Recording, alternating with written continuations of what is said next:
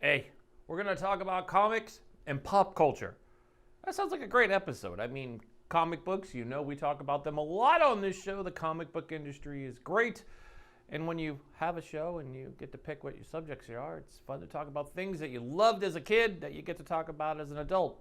It's an amazing industry. I have an amazing guest to give some insight into what he's been up to, launching projects during COVID-19. And he's got an amazing podcast to boot.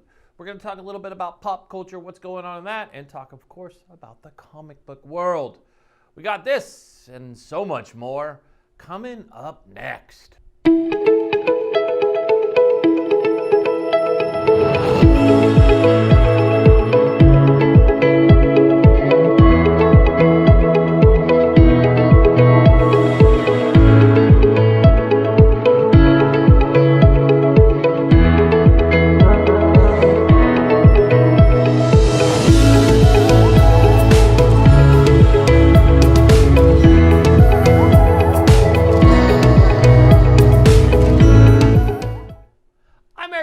And this is To The Point. Hope you're ready for a great episode. I know I am. You know, on this show, we talk about sports, comic books, and pop culture when we're not talking about entrepreneurship or what's going on in the news. So today's a great episode. It's another great episode talking about comics and pop culture. And we live in an interesting place in an interesting world where more people nowadays have played video games and do it for a release, or they're out being physically fit. Comic books have grown, just like baseball cards have grown in popularity. Again, seeing a huge boost in the last 10 years. Here to talk about this, a little bit of pop culture, is our amazing guest today. So let's get to the point with our amazing guest today.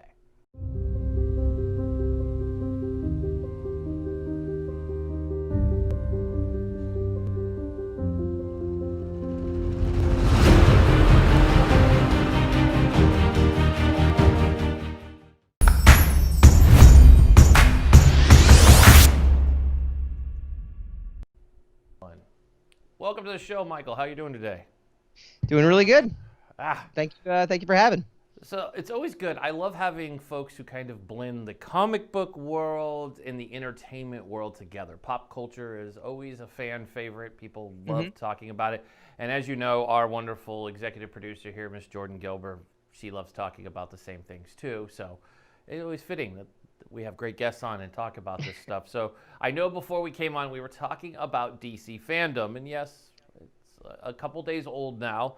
But I'd love to get your perspective as somebody who works in the industry. What was your takeaway from it? Because DC, we have to admit, has struggled out of the gate keeping up with their friends over at Marvel when it comes to movies. Now, Wonder Woman was a fabulous hit when it came out, really empowered women, empowered young girls, which was awesome because they really needed that because, let's face it, the 80s version of Wonder Woman, Linda was great, but let's just face it, it's the 80s version. It's like getting excited to watch Chips. So what was your takeaways from DC Fandome?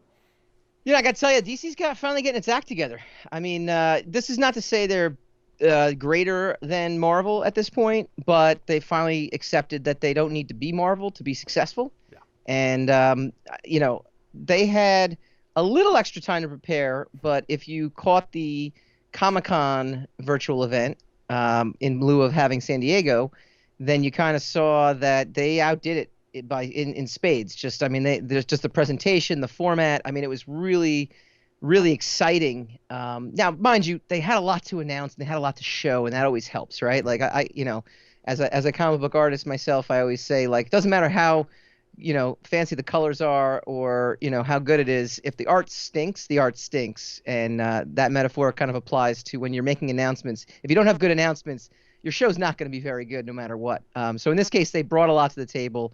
But the execution of it was really superior. Announcing the multiverse, which we talked about on my podcast, you know, finally rectifies why there's 800 Batman and, you know, 600 Flash. And it's the obvious answer for all of us who do work in comics. But now having formally announced it, it's now part of the canon. And I think moviegoers can kind of sit there and go, okay, I get this now, versus why are we watching another Batman? How did this? How is this guy different? Is he the same? Is he Michael Keaton? Like, what's going on? Like we can now rest easy going to the theaters. So that's funny that you bring that up, because it is confusing to so many. I mean, especially I always pick on my wife when it comes to this, because I get it. Growing up with comic books in hand, you understand, like, okay, there's lots of different characters in the world, and they're all kind of in their own universe, right? The multiverse. But it's nice to see it finally explained, because you're trying to track along, right? And Marvel even kind of had us all struggling with it for when they started doing it, because you're like, who, what, and where, and it took kind of the later movies for you to start catching up. If you weren't picking up on it, you're like, okay, Black Panther, check, got it. Captain Marvel, check, got it. Okay, we're starting to see, and then of course the Avengers as they pulled that one along. And it was good to see DC finally go, and they had good trailers. Like, those trailers made you perk up. I don't know if it's because we've been held captive in our homes so long and we're craving It doesn't hurt. It doesn't hurt that was the case. I mean, I got to tell you, it's funny because Marvel always had a plan, right? So you might not have known there was a plan. You didn't need to know there was a plan, but there was a plan. DC kind of said, "Hey, look what Marvel's doing. We should cram as much as we should catch up to them as quick as humanly possible." And then we got the abysmal Batman v Superman. Say what you want about Man of Steel. It's not my particularly favorite Superman movie, but it wasn't a terrible movie. There's some questionable decisions in it, but I could look at it and go, you know what? It's okay. Yeah. Batman v Superman is a terrible movie. Justice League is a terrible movie. There's just, and it was an attempt to rush this, competition with Marvel as quickly as humanly possible, and they did not come away looking very good. And it wasn't until Wonder Woman, like you mentioned, but then of all things like Aquaman to finally say, you know what, maybe there's hope here. And now DC kind of says, you know what, we don't need to be Marvel. We can just kind of roll out our, every director can kind of do its own thing, and if it doesn't fit into our big universe, it doesn't matter. Yeah, and I like that. I think that's what actually made me go, good job, DC. Like, yay, like. You finally are getting it that don't be Marvel. We already have a Marvel. They're two different worlds. You can't slap Batman into the Marvel world. It just doesn't blend. Yeah. It doesn't blend right. Same with But you're right about Man of Steel, versus Batman. That was Superman versus Batman was. No, that was pretty bad. Oh, that was. I mean, I got what they were trying to do, slapping every character they possibly could, so all their movies kind of tied together. But it was like right. Whoever told and also, them to do it just that, never made sense why Superman died in that movie because, sorry, spoilers, but it's been 4 years. Like if you you're don't like, know that, you should. Kryptonian can't use the spear of destiny, but we have an Amazonian that could use the spear of destiny. She's right there. We know she's really great at things. Why is she not? No, so it's just the world they want us to live in. So they did good, and I'm looking forward to Wonder Woman. That's going to be a hit. Yep. The Rock obviously is going to draw a crowd. I mean, The Rock can. I think DC's safe having anything with The Rock in it because. Yeah. Oh yeah. Well, anything with The Rock is going to be at least watchable. Yeah, it's going to draw a crowd no matter what. It might not be the greatest. It might not be high art, but it's watchable. That is so. Because you got to think about it. Look at some of The Rock's movies, like San Andreas. Yeah. Like if you watch San Andreas, you're watching for The Rock. You're not watching. He's as close to an '80s action star throwback, I think, as we have in our generation. Yeah. I think that's as close as it comes. I mean, we also still have Tom Cruise and Bruce Willis, who's never turned a roll down in his entire life. No, yeah, but he's getting long in the tooth now. He is. But that famous scene on Between Two Ferns with Zach Galifianakis, when he looked at Bruce Willis and he goes, you can say no to movie roles. I was like, so true. You can. You totally can stop doing movies, Bruce. It's okay, because it's like, we love you. You're always going to be Bruce. You're always going to be our McClane. We got you. We know you. You're diehard. That's you and Samuel L. Jackson, who for some reason the only movie. Samuel L. Jackson, though, he's gone on record. He says, my agents tell me to turn stuff down all the time, and I always say, you know what? I don't know when the next movie I do is my last, so I'm not turning anything down. We did trivia the other day, and it was funny because my kids are teenagers, so obviously pop culture is very big at our house, and we love our movies. And my son looks at me and he goes, "Dad, I think Star Wars is the only movie that Samuel L. Jackson has never cussed in," and I actually think he's correct.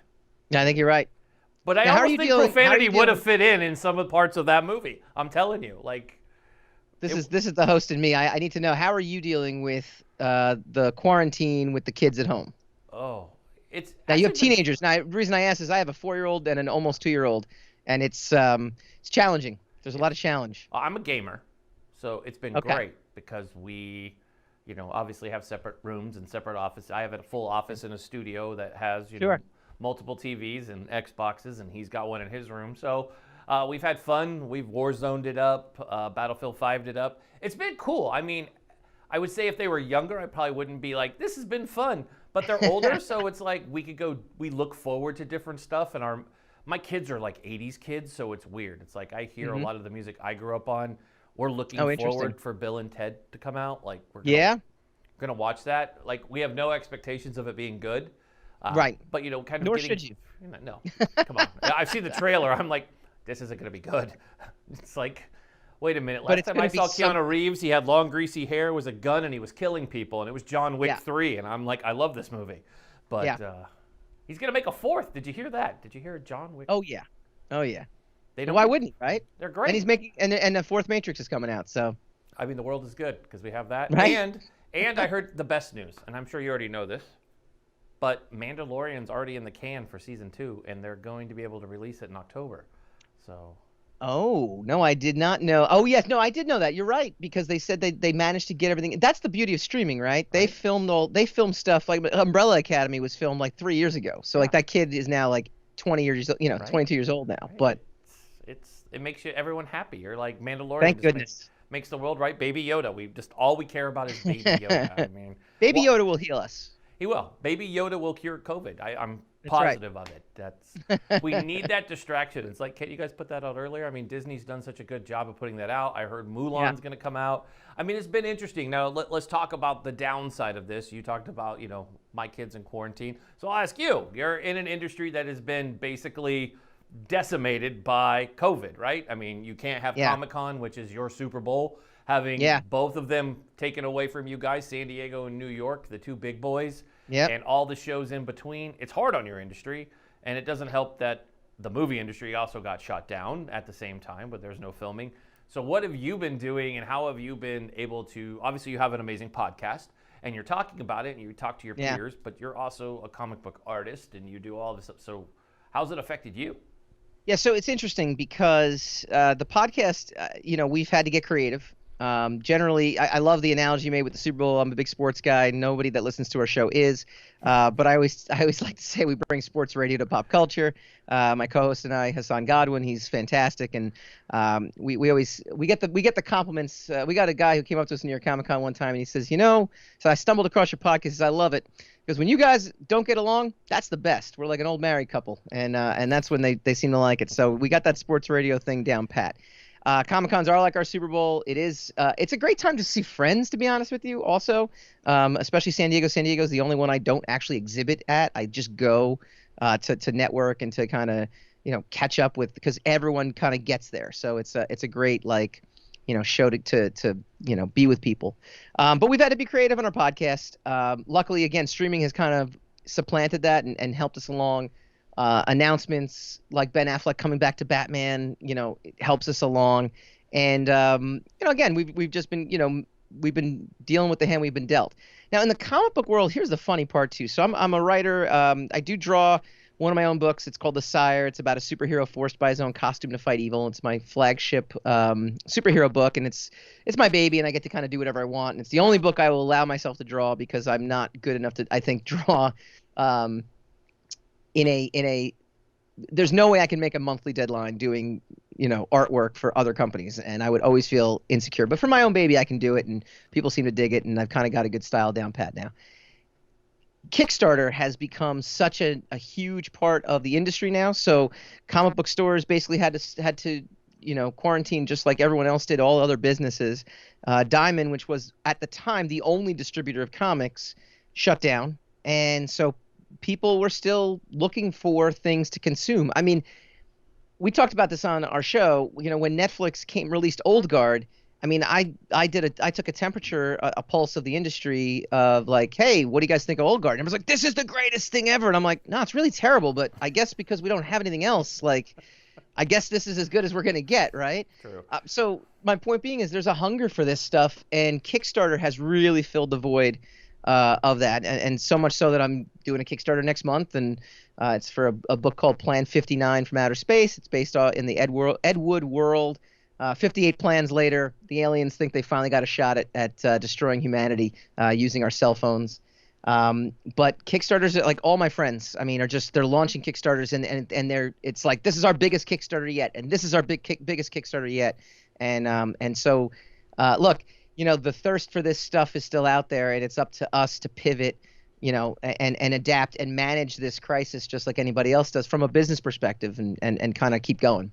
I love that you talk about Kickstarter, because being a veteran, we've seen a couple successful Kickstarters. Vet TV was launched off of Kickstarter, and it's a cult favorite amongst veterans. But Range 15, which is simply an awful piece of garbage, but a whole bunch of us own it, put money behind it. It just, I mean, it's just veteran. It's got. I mean, I don't even know how to explain how bad it is. It's so bad it's good, because Well, now I have to check it out. It's got William Shatner in it. Now it's Plan 9 from Outer Space. See, that's it. It's so bad it's good. It's so, like, we've got Medal of Honor recipients in it. You've got, Chuck Liddell's. It's just funny, because start, like, Randy Couture's in it. Yeah. It's just the humor. It's all vet humor, but we supported it, and we made it this huge thing. And so many of us have our names in the credits. We've seen that. Vet TV also came out and had one of the most successful Kickstarters ever. Yep. So it's so good to see Kickstarter being used for good, because there's amazing content coming out that way that you can't always throw in front of it. But it is funny when you talked about Old Guard. Yeah, that's it. I think that was just desperation, that we're like, that's really good. Yeah, no, and that's what I'm saying. A lot of people are like, "This is great. I loved it." For a number of reasons. Some folks, I'll say this: Charlize Theron, if she's not in that movie doesn't stand a chance. Yeah. She's obviously a presence. Same thing with Project Power with Jamie Foxx. Like, he's amazing. The movie itself is terrible. Yeah. But this is, at the same time, it's like, well, what else are we gonna watch at this point? Right. Like, let's at least. Let's consume something, Well, we can always go back and watch the end of Game of Thrones again and just get pissed off again. So, I mean. So for Rogue Matter, I do my podcast as a Rogue Wave podcast, and it's I run the podcast network, and we're growing, and we have someone who's going to be doing a TV podcast for us, just TV shows, and she's rewatching Game of Thrones as we speak, and I actually really am curious. She's starting season 1 and just binging it. Oh, wow. And I'm like really curious if the ending is going to suck still, or is it going to be like passable at this point, so much time, so I'll let you know how the experiment goes. I have a feeling it's still going to suck, but I just don't think you can overcome how bad that was. I mean, it just left us like The Sopranos, like just. Well, the funny part was, right, they, HBO is like, we want 2 more seasons. Yeah. And the creators are like, no, we want to get out of here so we can go make Star Wars. Yeah. Like, that's essentially what they wanted to do, right? Very true. And so then HBO's like, look, all right, we'll do shortened seasons. You don't have to do two 10-episode seasons. You can do 2 like 6-episode seasons, and they do it. And if they had just done 2 regular-sized seasons, I don't think the reaction is what it is. The problem, look, whether you agree with the ending or not, right? And we won't spoil it for anybody who hasn't seen it yet. Whether you agree with the ending or not, the bullet points that they kind of like ran across were so rushed that you couldn't process these things. I mean, think about it. In the span of like 2 episodes, they wrapped up an 8-year plot line in a matter of like 60 minutes. And you're like, oh, I guess those white, I guess the threat to humanity wasn't really that dire, because they're gone now. That's it. This battle's over. And meanwhile, you're like, oh, yeah, I guess this main character is gonna do a 180, which would make sense because her ancestors did a 180 too. But you're like, again, it's the span of like it took like one scene. She's like, oh, one scene, this happened. I'm crazy now, and it's like, just do and then because of the backlash, they didn't even do Star Wars anymore because of all the fan bad. They actually, they're like, we're getting out of Star Wars now. We don't want to deal with this. We don't want to deal with this kind of fandom. So it's like the reason that they rushed it to begin with actually led them to not do the project that they wanted to do. Oh, and it's just that. Come on, I mean, not to spoil it. And I have to tell you, I've interviewed a couple Sopranos, and it's funny how we try not to spoil that, but some of them are pretty funny. We had the character who played Big Pussy on our show, and Awesome. He cracked me up, Joe Pastore, and he was like, if they haven't watched season 2 yet, it's been over for a long time. We're almost a decade in the book. So if you Sopranos, don't, look, at this point, you kind of have to have seen it. That's on you at this point. Game of Thrones too, same thing. I mean, let's face it. When I run into people who haven't seen it, like, I kind of cut them slack, but I'm like, go watch it. Like, I know people who started at the pandemic, they started watching and now they're done with it. They're like, but everybody has the same thing, because you're right. I mean, how many seasons did we go through that it was very slow and it made sense. They were telling you a story and you felt like you were part of it. And then the last 2, you're just like, holy crap, did I take a drug and all of a sudden nothing makes sense? Like, no, you can't in one episode do what took you a whole season to do 3 years ago. No, that's... I mean, think about it too. I mean, right, like all of a sudden, it used to take a season to cross the ocean. Yeah, and they're doing it like half the episode. They're there. This guy's dead. Let's go. Let's go. We're here. Like nothing exciting happened on that trip. Again, in seasons past. So and the dragons went from like undefeatable to you just bring them down, just like boom. Yeah. It's like simple. It's like, oh, that's all you need to do, and you're just like, so it's over. I mean, but we're gonna jump around today because this is gonna be fun. I love having these ones because I kind of get my venting out of frustration of watching. You should. It's better to do it in person like this, or even on Skype or Zoom, because it's better than social media. Don't do it on social media. No, don't, because that is the worst platform. That is single-handedly bringing down society at large. It is hands down. I can tell you, working in the sports world and having a viewpoint. Just yesterday, sharing what I knew, what was going. By the way, I was in the middle of interviewing people when my phone at 12 p.m. Pacific started going nuts with my guys going, oh, by the way, you know what we're doing right now? And I'm like, no, what are you doing? Oh, we're getting ready to strike. Wonderful. Yeah. Cool. I can't do anything for you because I can't even be in Orlando with you. So, and then I go post it on social, and then you get, I made a snarky comment because the only people who seemed really pissed off that the NBA took this pause were people who had told us that they were no longer going to watch sports because of the kneeling. They're the ones pissed off. So I went and I said, wait a minute, if you're all this pissed off that they're not playing today, but you swore off all these teams 3 weeks ago, why are you mad?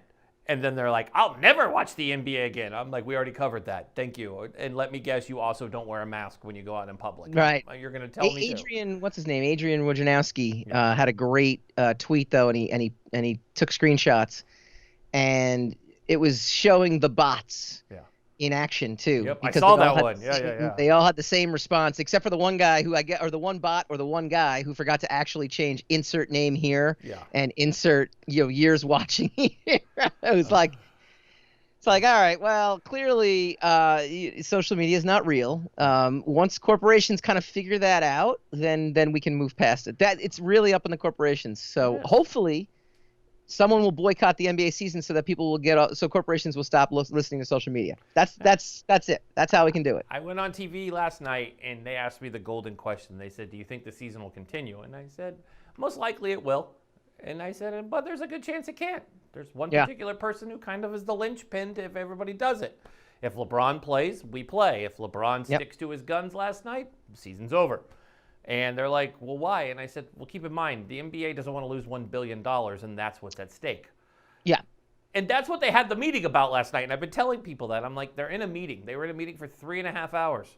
Trust me, the topics that they talked about, they wasn't like, should we play? No, it was, this is the money you're going to lose if you don't play. At the end of the day, you have the ultimate platform. Everybody's on you. The people hate you. They're all at their own conference right now.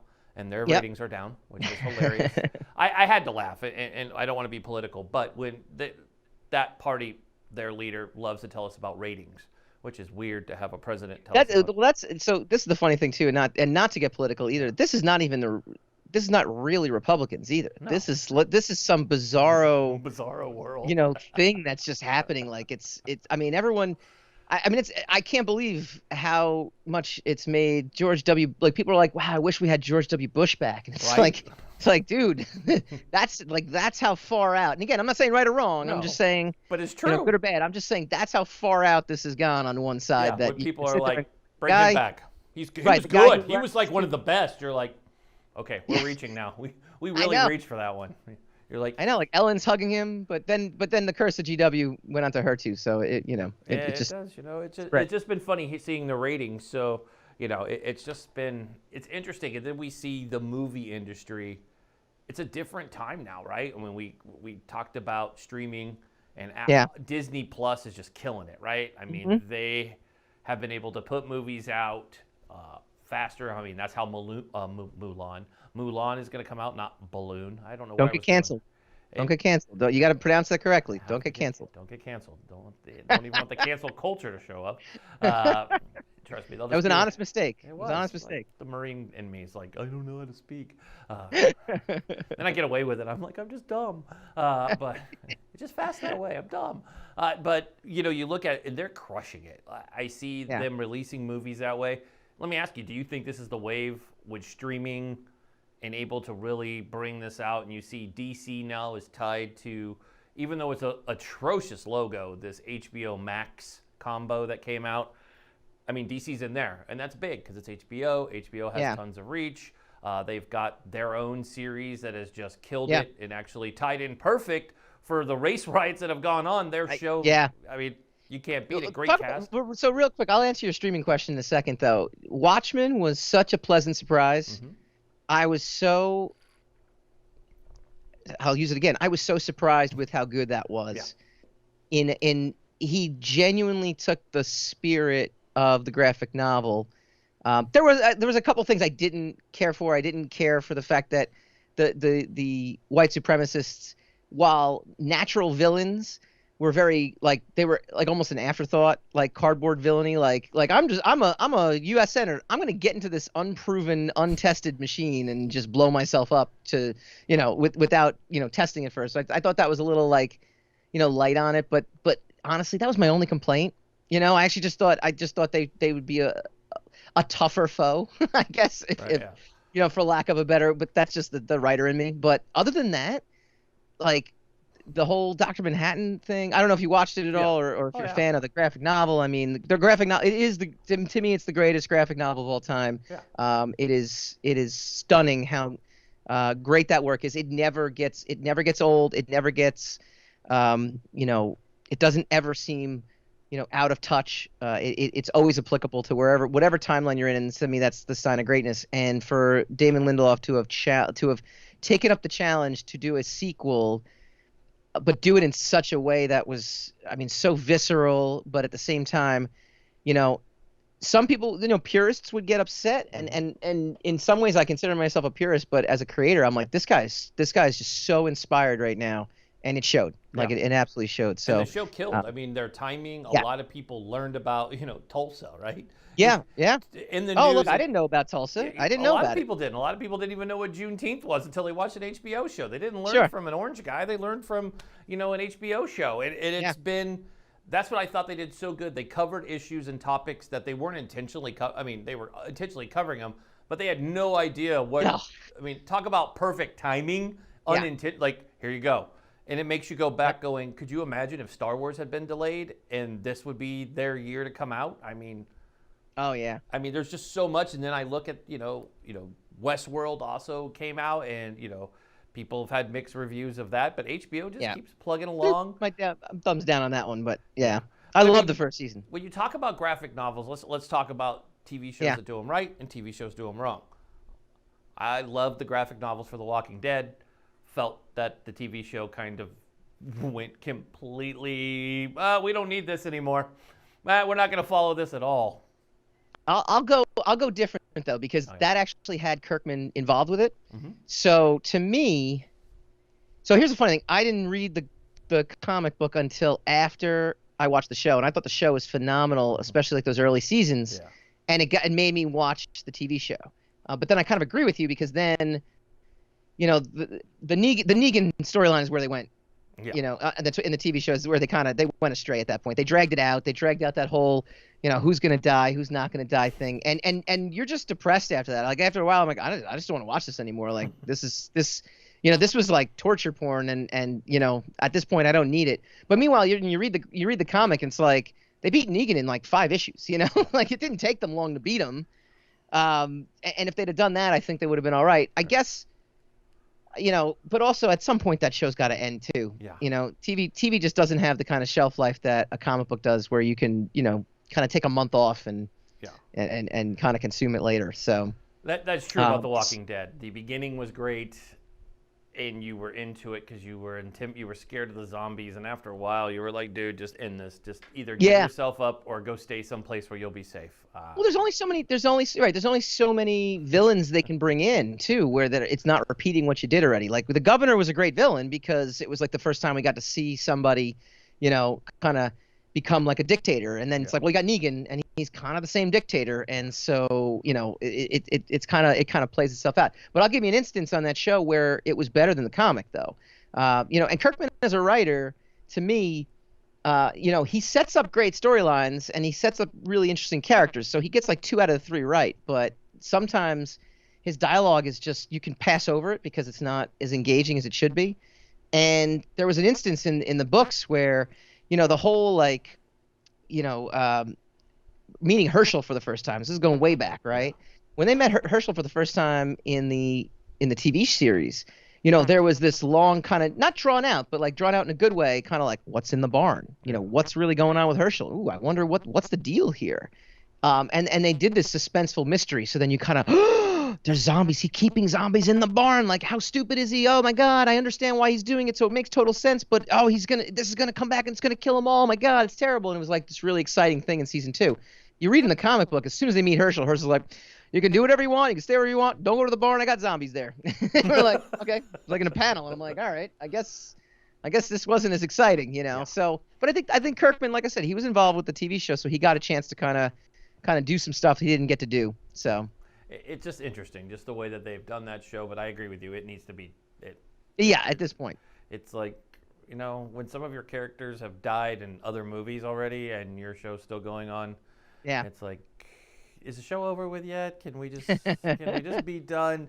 I mean, there are just so many like that. I mean, I kind of feel the same way about Homeland coming back out. I was like, why did we bring? I didn't need this back. So out. Let me ask you a question, because I think Homeland. I didn't see the final season yet, so we don't have to go into whether it was good or not. But the seasons before, Homeland always, to me, and you know what it is, right? They always start out really slow. Like the first 4 episodes of every season of Homeland, with the exception of the first one, which was amazing, are always like I'm forcing myself to get through it.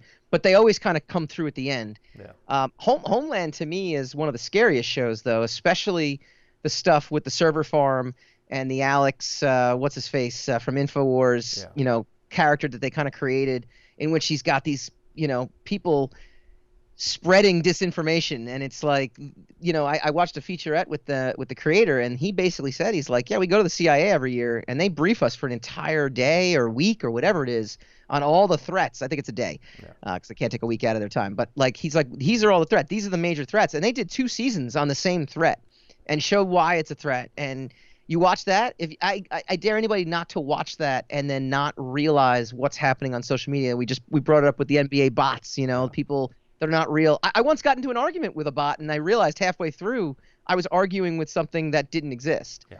And I wasn't even like, I don't argue on social media. I try not to, but I was about to press send. I was about to press submit, and then I was like, let me check this guy out. And it's like, created today, 0 followers, following 0. And I'm like, oh, this is not real. It's a picture of a ball. Yeah. Yeah. I mean, Homeland was, no, you know what's even scarier is they all have profile pictures now, because they learn the ball doesn't work anymore. You gotta up the ante. It's true. Yeah, but you're right about Homeland. I do love that, but I kind of saw Homeland get put on crack and go to Amazon and become Jack Ryan, which after you got past the first episode of realizing Jim from The Office is now a badass that can end your life, and Dwight Schrute will not be showing up, and neither will. You could tell I'm a huge Office fan, so we could we could go forever on Office topics. But I thought that was the best. I'll tell you why Parks is better. Parks and Recs is better than The Office. We'll get to that, but this is gonna be good. This is like the best episode ever. It's Eric gets to talk TV and everything he likes with somebody who can either counter or agree with him. This is great. No one gets on here and is like, I agree with you. Usually they always agree. Everyone agrees with me. I don't know why it's a guest thing. When we disagree, that makes for the best show. That's what I like. I was told that. It's very true. I like it when people disagree with me because I never want people to. If you're always like, yeah, Eric, you're right. I'm like, no, tell me I'm wrong. Tell me why I'm wrong, and I'll go give it a shot. But I look at Jack Ryan, fabulous series. I'm glad they're doing a third one. I thought that was good from beginning to end. I mean, granted, you can figure the plot out pretty quick. But yeah. But it is Tom Clancy books are written that way, like from the start. I mean, I've read Clancy's books from the start. Even his video games, you already know what you're doing, so it's kind of like this. It's more the character that you're like you get behind their story, and it. What's funny, and here, let me ask you this. Yeah. So there's been 3 Jack Ryans. 3 of them. Yeah. Affleck's been one. The great Harrison Ford has been one, and then you have the great John Krasinski. And then we've had other characters kind of play the, other folks that are in there, the sub-characters, where Greer's been, of course, the Star Wars theme in half of their movies is pretty strong. Jim Greer was also, the great voice of Darth Vader with Harrison Ford, so that always went really well. But you kind of look at it, do you see, why is there a big issue if we change characters in comic books? But nobody really gives a crap if it's Affleck, Ford, or John Krasinski. They just seem to look the other way, and they're fine with it when it's one character, same story. I think it's pretty like novels. You form the character in your head, right? I mean, so theoretically speaking, unless they're like, if you get it close, you're pretty accurate. I'm sure there are groups on Facebook and message boards and Reddit boards that are slamming it just as much as anything, but. I think when they change characters in comics, I think there's also when they change the race of a character, it's a trigger immediately. If they change the gender of a character, it's a trigger immediately. There are things that they're guaranteed. If Jack Ryan became Jackie Ryan, you'd have a host of people that kind of So it's how you do it, and it's also not even on a political level, right? I mean, if you change a costume. That wasn't in the comics. Like, let's take the Batman costume in that trailer, right? So let's not even go dark and deep with socio-political stuff. Let's just go something as superficial as a costume. Yep. It's that comics are visual medium, so there is no real open to interpretation. It is, I have grown up with this stuff. I love this stuff.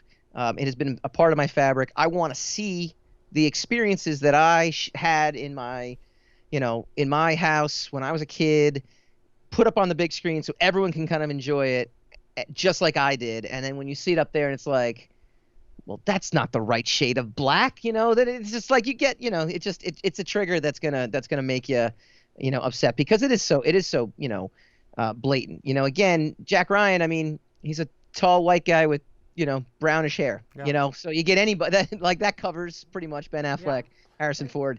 It's true. It's an easy story. United States Marine officer in a helicopter crash, broke his back. Hardcore. He made the recovery. Look at him now.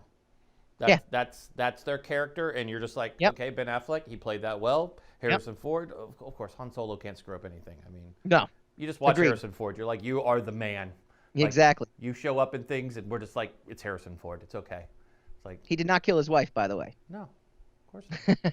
It was the one-armed man. It was the one-armed man. I mean, and there's a bad sequel that went from great movie. Actually, for a minute there, I actually thought I just started some false internet rumors. There we go. Speaking of those Reddit boards today, to the point. I was quoting a movie that people listening to this might not know because it's now 30 years old. We could do that. Oh, we want to go deeper. You asked me the question about what my children and I have done and how we've done really well because I've introduced them to movies I grew up with. One of them they shockingly loved, which is, I'm going to say it, and I don't care if people judge me. Millennials, please go Google what I'm going to say. Buckaroo Banzai. Ooh, I don't know that one. Ooh, you need to watch it. All right. Jeff Goldblum's in it, okay? That just says everything. Well, millennials love Jeff Goldblum. And he dresses as a cowboy in it. Yeah. Let me ask you. It's a science fiction movie with like a cast of characters that looks like it should be a band from an 80s. In fact, they are a band. A lot of them are Australian, but it has just like this amazing. Go watch it. My kids watched it and were like, I mean, okay. I also had them watch Spaceballs, which I think is a requirement for all. Oh, Spaceballs is amazing. But let me ask you a question though: Is Spaceballs as good if you don't know Star Wars? Like, do you need to know Star Wars to really enjoy it in the same level? Because I can't answer the question because obviously I watched it after already. I honestly, you have me stumped because I cannot give you an honest answer because I grew up watching it. My kids had already seen Star Wars when I introduced it to them. Yeah. So I don't know. It's tough, right? I know because Spaceballs is an amazing movie regardless. I think it would stand on its own regardless of whether or not. I think you just kind of pick up on the characters and you're just like, okay. Let me ask you this is a serious question now. There's two serious questions. At what is the age appropriate? Because my son's 4. I tried to introduce him to Star Wars because he's like, I want to see Star Wars. So I introduced him. What is the Star Wars you should show your kid first? That's the first question. And at what age do you think you should show him Star Wars? Ooh, I love that question. One, I would say 4 is a great age, but 4 or 5, because that's when my boy got into it, was about 4 or 5. Yeah, I was too. I was 5. And his one that he'll tell you that he loves is it's what is now episode 1, which we would call episode 4. I got you. Okay. Just because it takes you all the way back to where Anakin they find Anakin, you kind of learn about Obi-Wan, and you get Jar Jar Binks. So it kind of has that flavor where a younger person is like, oh, I mean, Jar Jar Binks sucks as a character, but it's good for you little people because it's like some random like non-serious character that it's kind of like the clown. You're just like, it's funny you say that too because a couple things. One, my co-host is a prequel supporter, and he's been a prequel supporter ever since they came out. Which at the time, obviously, I was like, this is not very good. Like, so I'm not sure how you can do this, but he loved it. He worships at the throne of George Lucas, and he. His major thing was look at the story behind everything was really, really well done. It wasn't executed well, but the story itself was good. Kids, though, grew up on that. The prequels are actually beloved now because it's been over 20 years now, or it's been 20 years now, and it's these kids that watched it when they were 5, 6, 7 years old are now in their 20s and 30s and whatnot, and so it's actually beloved. It's amazing. It took on a total 180 arc from where it started. So I introduced it to end it with this, or at least move on after this, is I showed him episode 4, A New Hope, with Luke and with all that stuff, and he got through 15 minutes, and he's like, I'm going upstairs now. It's too boring. Yeah. And I thought to myself, I'm like, maybe the next time I do Star Wars, I will show him 1 because it's geared exactly for him. Yeah, and that's where we did it. Now, when it comes to the original, the trilogy that I grew up on before we added Disney to it. Sorry, Disney. I'm just going to be a hater. You should. You made good movies, but I grew up on this. My boy loves Empire. Like, that's his... Oh, good. Like, that's his favorite. New Hope, you kind of like... You cringe at half of it, especially because you know the story down the line. Yeah. So, of course, now you're like, dude, he's making out with his sister. That's so disgusting. Who let this shit go on TV? So it's always that kind of... But that's an interesting question because I've had, even in my own family, I had my cousin. He's like, I won't let my child watch Star Wars. It's violent. I'm like... Oh, well, no, that's, I'm like, but you don't see anybody, like, kind of not cut in half. I mean, there's never blood. I mean... No, it's... and meanwhile, they're probably playing Call of Duty, so who knows, You're just like, really, you're judging me off of Star Wars. I'm like, I didn't say Deadpool, okay? I said Star Wars. I mean, Deadpool's a whole nother... I mean, I could watch Deadpool all day long. Right. I find that movie as one of the best. So... Yeah, So I went on record, my funny Deadpool story... I'm friends with the guy who co-created him too, so we've had him on our show a bunch of times, and he's one of my favorite writers in comics. And I made the bold. So it was my second episode ever of podcasting back in 2016, and I made my bold prediction that Deadpool was going to be a big flop, huge flop, because I saw the writing on the wall how fandom was getting behind it, but in a way that I felt like Deadpool was not a character anybody knew. Like, no one knew Deadpool, but I thought inner fans kind of knew him, and they were making this movie for the fans. And I'm like, anytime I make a movie for the fans, it's gonna be bad. And so I am on record. We joke about it. And basically, if you want your movie to do good, have me tell you it's going to be terrible, and you will make lots of money and be ultra successful. There we go. Because I mean, Deadpool was a damn good movie. I mean, it was. No, it was. It was pleasantly surprising. I mean, you start watching it, you don't know what you're going to get because, let's face it, Ryan Reynolds' last superhero movie, not so good. Yeah, he was good. You know what? Actually, good for I don't know, maybe like 30 minutes. Yeah. Like I actually rewatched it on HBO. I was like, this isn't so bad. And then it got about halfway, and I'm like, all right, this is terrible. Like, what am I doing? We watched it as a family. My daughter goes, I want to watch it. And I said, okay. And I sat down. And the things we do for our kids. Yeah, and I was watching it. And I was like, it's okay. I mean, it's not bad. And then I was like, there it goes. That's when it becomes bad. It's like... My final movie question for you. Yes. What age did your kids see Goonies? Well, we live in Oregon. Okay, yeah. So we live in Oregon, so it's a requirement. My wife and I are fanatics about it. And funny you say this, 4 days ago, we worked half a day and drove to Astoria. So, which, true story. That's how often we go. We know where unfortunately you can't visit the Goonies house. It's been, some guy bought the house and he blocked it off. So like, I don't understand why all these people want to take pictures of my house. I'm like, bro, you bought the wrong house. You have, yeah. That's his fault. That's it. You know, you're an idiot. Point. When you bought this, do some research, man. Yeah, you should. It's like, really, bro? But my kids, crap, they were young. I think my daughter must have been 4 or 5 when. Yeah. I mean, we've been watching it. That movie is about as frequent in our home as during Christmas time watching Christmas Vacation with Chevy Still one of the greatest. Yeah, it is one of the greatest children wish fulfillment films ever. Like it's. You know, I mean, who didn't want to like find a secret passageway and go look for treasure? I mean, exactly. I mean, it's cool because it's here. So like we laugh because the two cities are a 30-minute drive apart, but in the movie they're like the Rock. Literally, if those kids bike, they would be dead biking that. There's some killer hills, in nasty traffic, and it's not, the Rock is not right where they say it is because Astoria is up further. I mean, it's just cool, but it's power movies. It's it's kind of like Jaws, right? Like, you watch Jaws. I grew up in Orlando, so when I see Jaws 3, I'm always the kid who's ruining it for everybody. Mm-hmm. Like, sorry, I'm calling BS. Number one, that lake, it doesn't flow to the ocean. Mm-hmm. Orlando is nowhere. It's in the middle of the state. It's like the shark is not swimming there. Nobody's swimming in that nasty water. The thing you should be afraid of is alligators. That's what would be in that water, not great white sharks. And just that movie was bad. I mean, all the Jaws movies, but I think they really butchered it when they did Jaws 4, when Jaws had a vengeance and went to the Bahamas.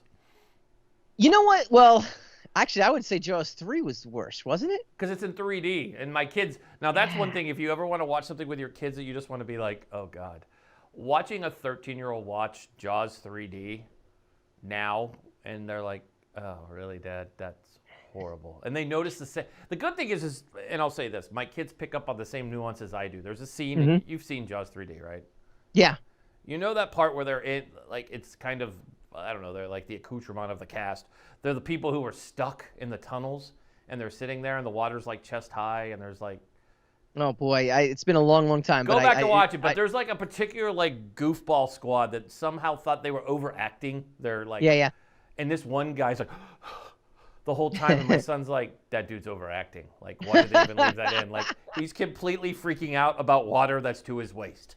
Like, oh boy. Like he's completely like, oh my God, like what's going on? But I mean, it's bad. I mean, if you watch it, you're just like, the acting is so bad in that movie. I mean, Jaws 3. I love it though. You have given your children just like a wealth of different experiences in the movie and TV world. I love it. I mean, you have to watch 80s movies. I grew up on them. Yeah. So it's funny to even have my wife's version of like 80s movies come flying out, because like mine are all like Buckaroo Banzai. Watch that, by the way. I will. Yeah, I love it. You won't regret it. You'll watch it and go, thank you. And I'll expect a message from you, because it'll change your life, because you'll be like, it's kind of bad but good at the same time, because you see where like shows and TV have kind of taken this kind of play on, I believe it was a comic, as a matter of fact, from Australia. I believe it was brought over here in the 80s. It's got aliens in it that look like people, so it's kind of like, it was made during the original V, not new V.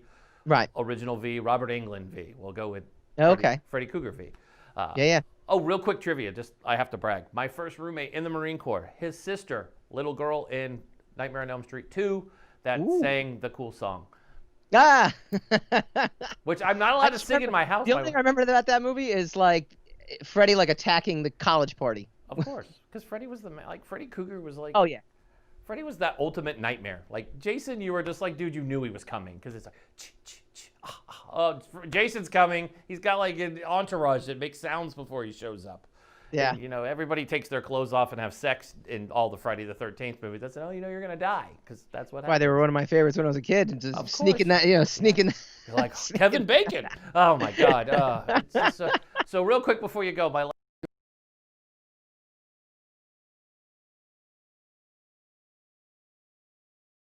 Down there, you do know Howard the Duck is one of the Easter eggs. Loved that movie as a kid. So did I. My children had never seen it, and then I watched them watch it. One of the single greatest things you could ever do, and they're like, Dad, you thought this was good? Like, you enjoyed this movie? I was like...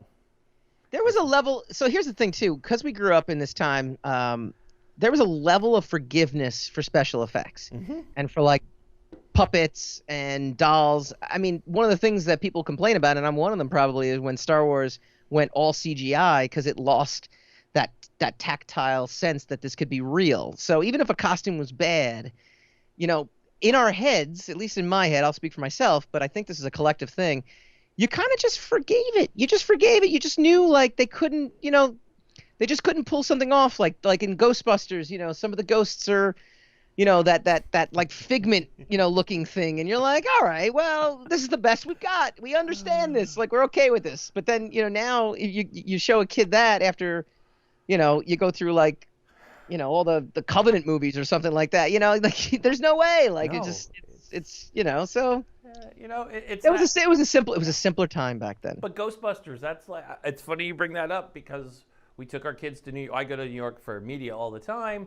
But we went at Christmas because my brother couldn't get off, so we all decided, hey, we'll all fly out. So we stayed at a hotel in Soho. And so we went walking, and we went to Tribeca. And on our way back from dinner, we passed the Ghostbusters fire station, which is an active fire station. Yeah. I was so proud as a father. She's now 16. She was 15 at the time. She ran up and wanted her picture taken in front of the Ghostbusters fire. I was like, yeah, I win. That's it. You win. That's it. I'm like, now I pass by and I tell people that. The weird thing is people go, Ghostbusters, you mean the one with... Like not the new one. No, I'm talking about the first two, the original, the OG one. And then I tell them Bobby Brown was in the second one, and nobody believes me. And I'm like, hey, you got a song and everything, guys. Come on. I mean, but you're right. The CGIs were horrible in those movies, but we didn't care. We were like, it was good. Yeah.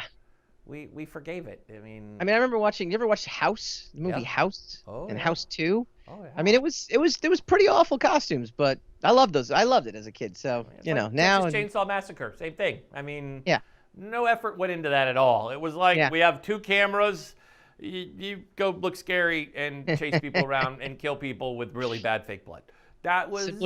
I mean, it's kind of like Jaws. I mean, if you think about it, the great Steven Spielberg. If you look at what Spielberg produced a decade after making Jaws, which is a shark that would not scare you at all. Because that thing moves slow in the water. I'm like, hold on, I could probably sip a martini and backstroke out of the water before that thing's gonna get near me. You go look at what he made after that, E.T. Just amazing movies that Steven Spielberg. Close Encounters. And you look how simple Jaws is, and then you go to E.T. Close Encounters, and then everything else that he's ever touched. The man is next to amazing as a director. Just everything he touches is like boom. But last story before you go. So I have a good friend of mine. He's actually an advisor to me, and first time I ever meet him, he's on his phone, and he's just like, oh, I see his phone light up. We're at a bar in San Francisco, and I'm like, that's a picture of him. He's holding an Oscar. And Kate Hudson is kissing him. I'm like, were you at the Oscars? Did you present? And he's like, I won. I'm like, cool. So he had a short film about a woman in apartment 10. She's a Holocaust survivor. She used to play the piano. So kind of got the story. I was like, how did you get in film? Because he was a Royal Navy helo pilot. and came over to America, wanted to get into acting. And apparently there was a film that needed a lanky, older-looking gentleman, Englishman, which at the time he was young but looked old because he's English. Sorry, English people, I'm just saying that you guys just pass it off. You look kind of old even when you're young, when you live from England. I don't know what it is. Maybe it's the lack of sunlight. I don't know. But he goes there and his agent goes, I have a role for you, not a lot of speaking parts. You're going to play a father. Go to this set, find the director. The set he shows up at is on Paramount, and he goes to it. And they're like, go find the director. Go find Steven. They don't tell him a last name. He doesn't know. It's Spielberg. Oh, wow. And he plays Robin Williams' father in Hook. True story. And Steven Spielberg and it's like, I'm like, dude, that's your story. So anyways, he's like made it in life, but it started there as just taking this random role. And I'm like, you worked for the greats. Like Robin Williams, I mean, just to be in the presence of Robin Williams must have been mind blowing. And Steve, to work just to see Spielberg probably make a movie. Yeah. I mean, it's just like anybody I've talked to who has been on the set of Star Wars when he was around. I mean, and Lucas loves him. I mean, those two are like, a lot of money involved between those two boys, those two gentlemen. They've done okay for themselves. They have. For guys who didn't think they would make it, which is always gives me hope when I talk to creatives like you. It's like, you look at how old Lucas was when he made it. He was not a spring chicken. Like he went through a lot of things. Lucas got turned down repeatedly for Star Wars. Like studios didn't want to make it. Yeah. So nobody would do this. Nobody wants to watch Buck Rogers. That's what he said. I guess he proved him wrong. Shows what they know. When Disney gave him how many billions of dollars? Yeah, and made it all back. By the way, Disney was like, "We're cool. That was the best ROI ever." They're like, I know. I know. You look at it, you're like, $4 billion. What? And then you're like, oh yeah, the last movie made $4 billion. Oh, okay. Well, yeah. You built a whole land that people lined up for hours to go to. Now they can't go to it right now, but I'm sure that they will. Which pissed me off because we hadn't got to go. We were supposed to go March 20th, the 21st. We were supposed to fly to go. We had a room at the Grand Californian. We had it all planned out. My brother was flying in from New York because he's a Disney geek, and we were going to go. That's all we cared about. Like, we had cantina reservations, and we were making lightsabers. We were going all out. And COVID ruined it. COVID ruined our world. But anyways, man, it's been great. We have to have you back on. I need to have you around just so I have somebody to, like, just talk movies with, because I get on here and everybody's like, I still haven't told you why Parks is better than Office, but that'll be a tease for the next appearance. Yeah, we'll have you back. No, we'll do it. I'll tell you, we'll tease for the next appearance. Ooh, yeah, so we're gonna. Yeah, I just pulled the George Costanza. You realize what I just did there? Ooh, I left an item now, and you have to have me back. See? I love it. That's perfect. I mean, it's like when we went to New York. We went to Little Owl, which is a little tiny restaurant in this building. And it's famous because it's the apartment that they used for Friends, like the outside of it. Oh, okay. Yeah. It's like the exterior. Yeah, it's super weird to eat. You're eating brunch in there on a Sunday. It's like right before Christmas, and we're eating in there. And I look up, and I'm like, what are you looking at? And she's like looking out the window like you do in all those movies where you're just like, I turn around, and there's like 200 people outside taking pictures of the building. And I'm like, yep.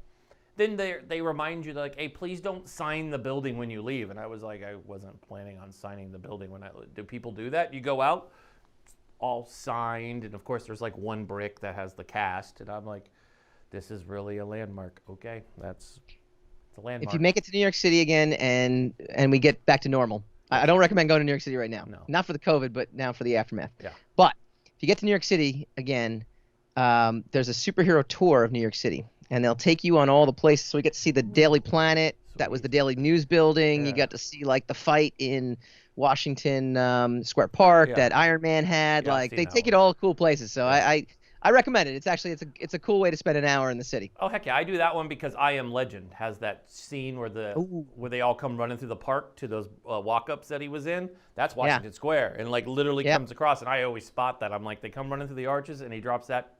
It's those really expensive buildings right over there, which, by the way, if you're a music fan, is one block from where the Beastie Boys met Rick Rubin, who was a senior at NYU in a danky little apartment just a block away from there. I'm like, just being here, you just kind of like, you've seen, the Avengers, you've seen all these movies. New York is just amazing for science fiction and music. Well, kind of everything. Amazing. I love New York. But anyways, Mike, it's been great having you on the show. We have to have you back. We are going to have the debate next time you're on. We are teasing it because it's going to happen. Down. Parks and Rec versus The Office. Oh yeah, we'll have to have our throwdown because I watch The Office every day still. Very day. It's probably 4 or 5 episodes I'll get through again tonight. I probably watched it the most out of anything I've ever watched is The Office. So true story. So I welcome the telling me why Chris Pratt is better. Oh, yeah.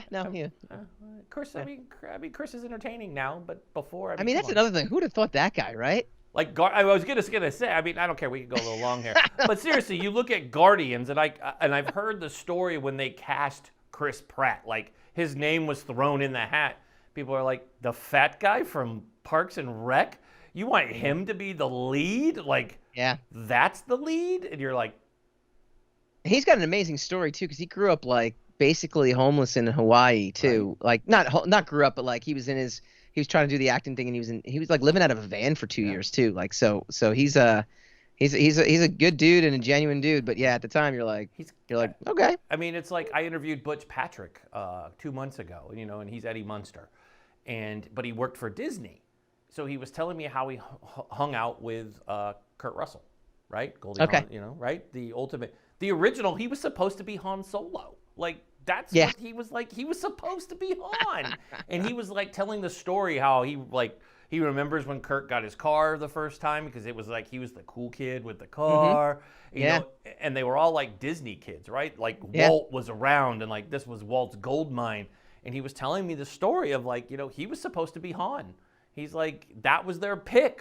And Harrison Ford, who was kind of an unknown, just kind of walked in but that fit Lucas. Again, you go back. George Lucas was like, let me go find all these amazing people. And now you look at him. I mean, would you ever have cast Mark Hamill? I mean. Yeah. But it worked. Now he's the voice of the Joker. I mean, he's a good villain. He's come far. He's done good. I mean, he's done good. Anyways, so thank you so much for joining us today. We'll have you back really soon. Everybody else will be right back with you after these messages.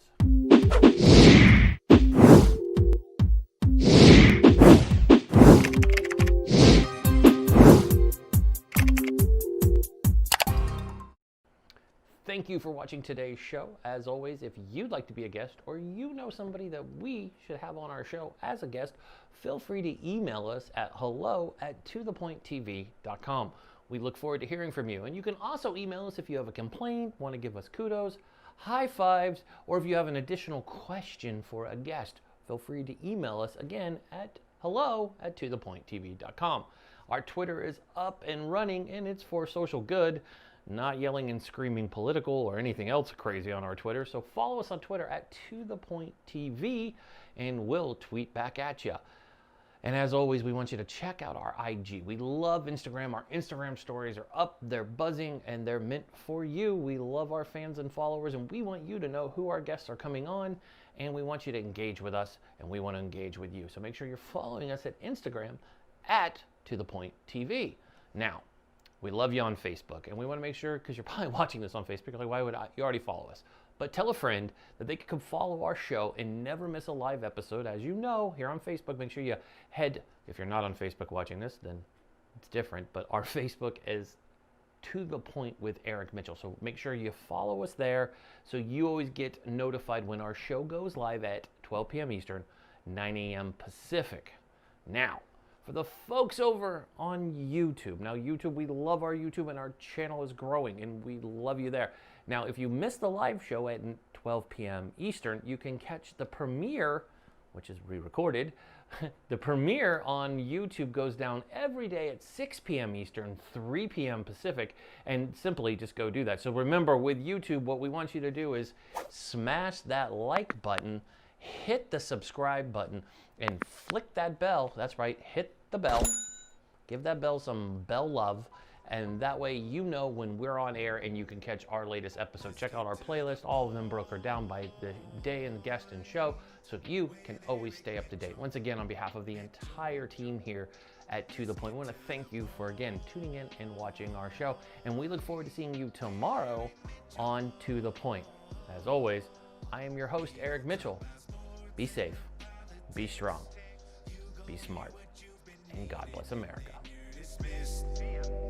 Let's get to the point with Eric Mitchell.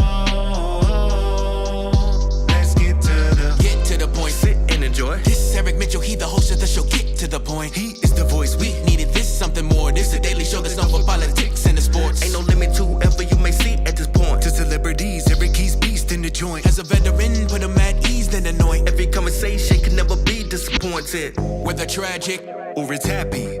Eric will cover whatever's happening. Whether it be a gymnast, toe tapping, talking about nearly any athlete, not taking a back seat. You're never gonna get it past T. Everybody running from it, it's a stampede. But he's on it like this man who took that knee. Mr. Mitchell's way too crafty.